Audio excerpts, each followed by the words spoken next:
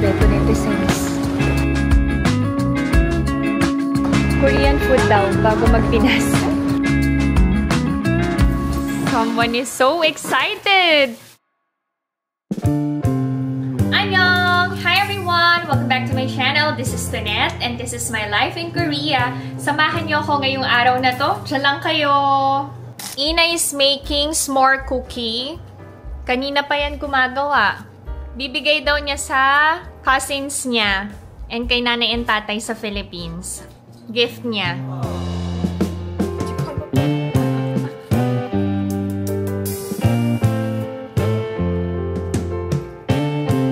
Pasalubong from Korea to Philippines. Share ko lang sa inyo na stress ako ng bonggang-bongga kanina habang pinapack ko yung bagahe namin. Kasi yung isang luggage bag nabasag na. Ayoko nang gumastos. Pero no choice but to buy a new one. Ayan o. Tataypan ko sana pero hindi pwede. Yan. Buti na lang merong Carrot Market. Yun yung online thrift store. Meron akong nakita na brand new. Pipick upin namin ni Alex pagdating niya from work. Thank you, Lord. Kasi hindi na ako gagastos ng napakamahal para sa luggage bag. Anyway, magluluto ako ng kimchi stew. Yun yung dinner namin tonight. Bago kami mag-fly papuntang Pilipinas ng mga kids. Favorite kasi ni Alex yun. Samahan nyo na ako. Diyan lang kayo.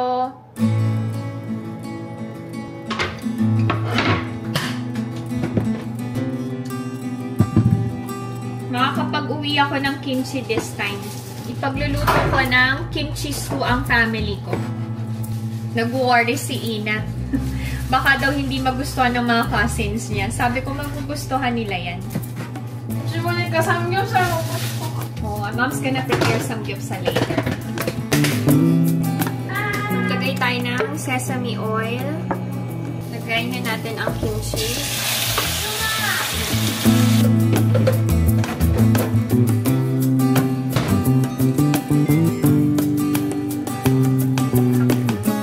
Pwede na tayo maglagay ng tubig. Pakuluin lang natin. Share ko lang sa inyo yung ginawa ko today, buong araw. Since 10 days kaming mawawala ng mga bata, inasikaso ko na yung kailangan kong asikasuhin. Like dito sa laundry area, maayos na yan. Empty na ang mga laundry baskets. Basahan na lang yung naiwan. Pinapaikot ko yung towels. Nilinis ko na din ang dryer. And then, nilabas ko ang knives, kitchen utensils, and yung mga chopping boards para hindi mahirapan si Alex maghanap ng mga gamit sa kusina in case magluluto siya. Kumukulo na. Lalagay ko na ang tuna.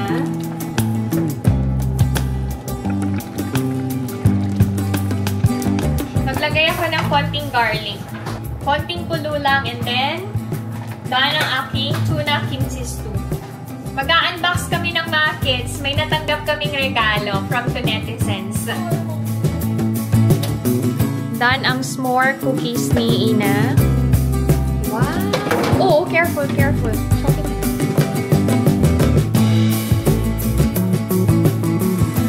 You say hi first. Hi! Lagi na lang. Ano ba yan? This one is from Krish. O siya daw. Mag-unbox. Okay. Careful, ha? Oh. Oh-oh. Tadam! Tsaka man. Aray ko. Wait, wait. This one first. Hindi na kami kasya sa table. Oh, wow! What is this? Ay! Ano to? Ano to? Dessert tiramisu. Yan, iba-iba ng flavors. Okay. Wait. This one is from Ate Lenny. Si Ate Lenny ay isang Pinay from England. Ay! Oh! Ay, may shoes si Mommy! No, it's mine. Ha? Ay! Ah! small. Ay, perfect for winter to. Si Ijan yung sapatos. Ate, thank you so much. Natanggap ko na yung gifts mo. Thank you. Thank you, Krish. And thank you, Ate Lenny. God bless you po. Ate, medyo malaki yung shoes. Pero sukatin ko pa rin. Ay, parang hindi pala. Parang sakto lang. Ay, kay Ina to kakasya, Ate Lenny. Ay, oo nga. Kay Ina kakasya. Ay, okay lang. Ibibigay ko na lang po kay Ina. Medyo malaki po sa akin. Pero itong sweatshirt, ako na po gagamit sa winter. Thank you! And Krish, kakainin namin later, after dinner. Thank you! Bait ni Lord. Daming blessings. Tada! Oh. Okay. Yan ang kanyang finished product. Great job. Wow, very good. Papunta ako ngayon sa Olive Young para bumili ng body sun lotion. Yung Chaju sa lugar namin, under renovation. Kaya ang tawag sa gamit kong umbrella ay Yangsan. Sun umbrella sa Korea. And ang rain umbrella naman ay tinatawag na Usan. Ang init, grabe ito netizens.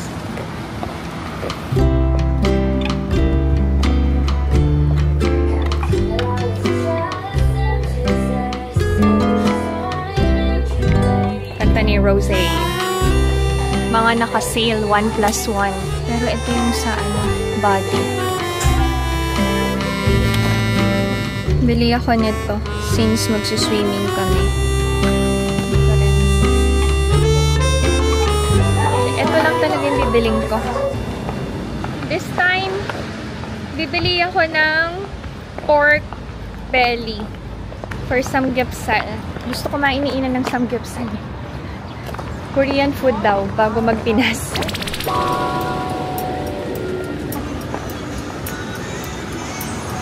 Oh, annyeonghaseyo. Kasama. Ibang part ng baboy yung binili ko. Buksal. Uwi na ako to netizens. Let's go home. I'm home. Si Ina pinapack na ang kanyang s'more cookies. Sobrang proud. Ang ganda daw ng pagkakagawa niya. You did great, baby.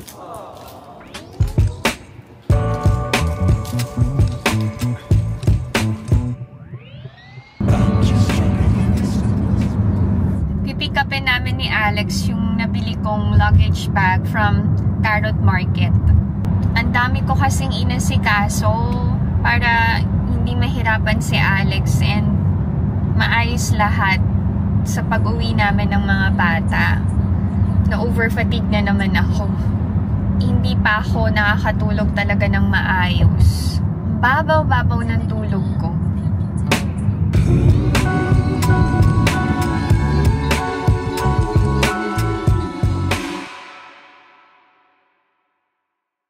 Nakuha na namin ni Alex yung luggage bags pala kasi 3 yun. Natawaran ko na 80,000 won na lang. Share ko sa inyo pag uwi sa bahay. Sala kayo. Masama talaga pakiramdam.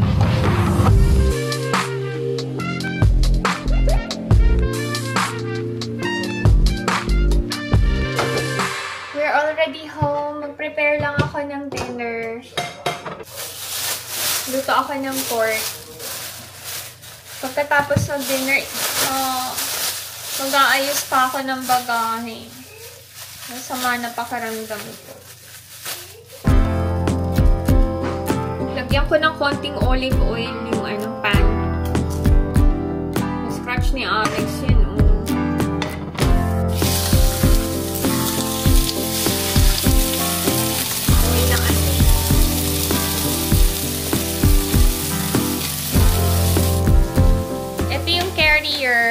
Set yung nabili ko. Ganda naman yung color.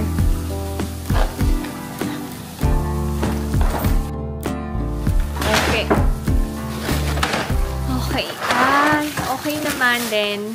Parang manipis lang siya talaga. Kailangan pa ring ingatan. Okay lang, mura lang eh. Someone is so excited to go back to Philippines. 28 inches, 24 inches, and 20 inches.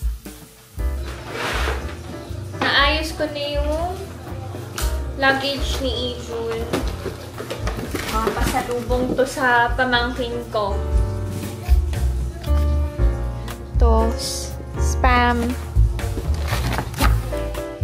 Oops. Meron ding buldak.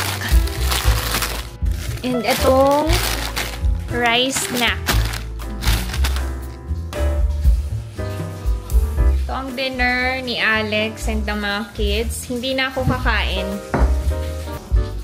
Enjoy your dinner. I cooked your favorite kimchi stew. So you won't miss me. May gift ako kay Alex. You eat first. Thank you so much for allowing us to go to the Philippines. Ang init ko na. Ito.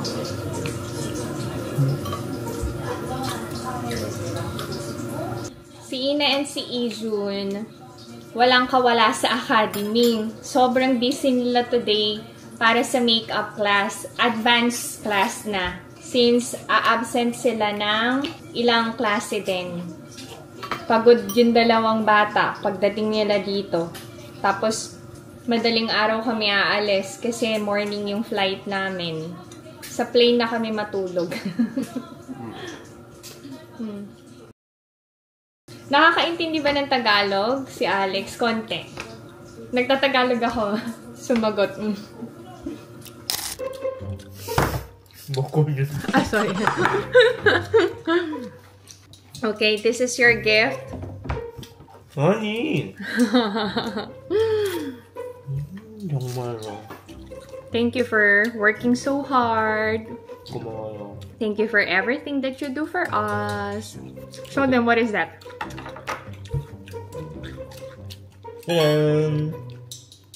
That's your new Galaxy Watch 8. Wow. Try it on. 잠깐 꺼내야 되겠네. 그리고 요게 시계. 짜잔. 스트랩. Wow! Ang tagal niya kasing hindi nag-relo. Naninibago siya. Show them. 짜잔. Wow! It looks good on you. Are you happy? 그죠? Do you like it? 고마워요. Love you. I love you. Thank you. 이거 어떻게 빼는지 모르겠어. You say bye-bye now. Bye bye. Bye bye now.